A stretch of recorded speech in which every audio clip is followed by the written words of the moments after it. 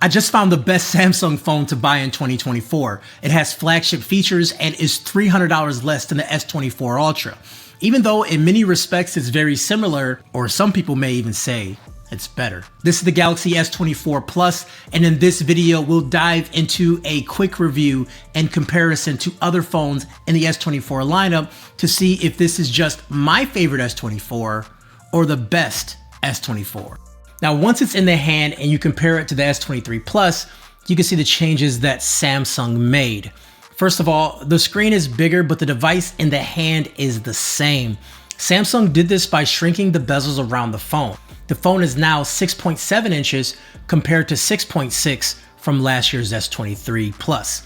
That may not sound a lot, but you can see the difference when using it. Now, for the first time ever, the S24 Plus, you have a 120Hz Quad HD Plus display, and now you have 2600 nits, which brings it on par with the Ultra lineup. So now you have a high refresh rate, super bright, high resolution display that the Ultra is known for on the Plus size.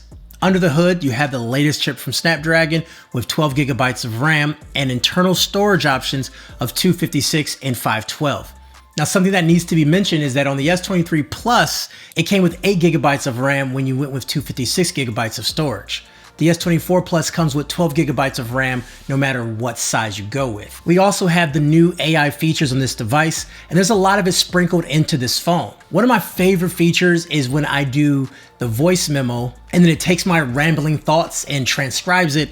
And even beyond that, it will then organize it for me, because I do a bunch of stuff where I have an idea and I just start talking into my phone like a madman, and then it makes sense of it so I can read it later or share it with somebody else. I also love the ability to have grammar and spell check done for me on the device, but also what it can do is change the tone of the text. Now, this text, "Did you clean your room?" can come off very passive aggressive. So what I like to do is go into AI tools and select writing styles, and now I can pick a different style from professional, polite, to emojify. I see something like this coming into handy when you don't have the right words to say and you don't want to come off tone deaf. Now, regardless of anything, it is a pretty cool feature baked into this phone. But you can also get this on your iPhone or other Android phones.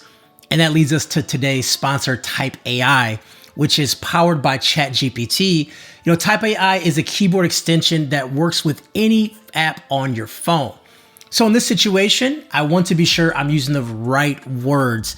Did you clean your room? Same thing, can sound very passive aggressive. So now I can press on the Type AI button, select tone changer, and now I could change it to professional, business, academic, or even flirty. Okay, in this example, we'll just do friendly. Nice, that seems friendly. You can also check grammar. You can also translate into different languages or paraphrase any long text. But one feature I love is being able to find synonyms. As a YouTuber, I fall in love with certain phrases and I gotta snap out of it sometimes. So this feature will give me different words to use. So instead of epic, it gives me the word legendary. Instead of that's magical, it said that's enchanting. Very well then. Click on the link in the description box below for a free trial of Type AI Premium version. This device has a versatile triple camera setup on the rear, including a 50 megapixel main camera, a 10 megapixel telephoto lens offering 3x optical zoom, and a 12 megapixel ultra wide lens. It supports up to 8K video recording and 4K at 60 frames per second. The front camera is 12 megapixel, capable of 4K captured at 60 frames per second. There will be camera samples I have on the screen, but being honest, there's gonna be a big camera update that will most likely drop on the day of the phone's release. So take these images with a grain of salt, as I'll be posting more in my full review. But so far, these images are solid, but I don't think they'll compare to the Ultra in low light, and also all the zoom lengths. More testing is definitely needed. So this is the front facing camera. It has some decent lighting in here. Could be a little bit brighter, I guess, but I would say this is like average lighting. So let me know, what do you think? How does this look? How does this sound? So just subscribe and see how this phone compares to others, and also my full review in a few weeks.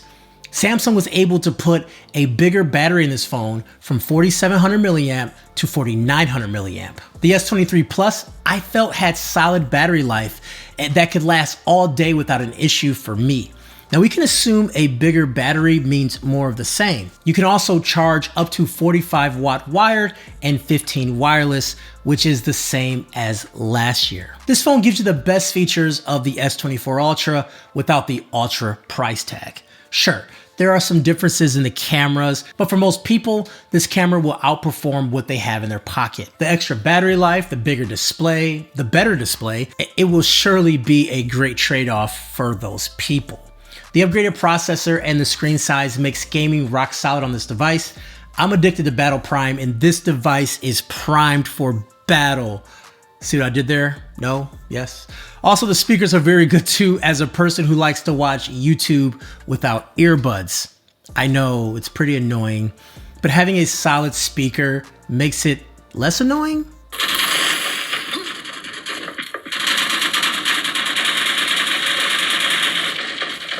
I found myself favoring the S24 size over the Ultra as it becomes a one-handed phone for me. And if you're a person who likes to not use an S Pen often, then why go Ultra? You know, more time is needed, but I wanted to share my findings with you. What do you think? Let me know down below.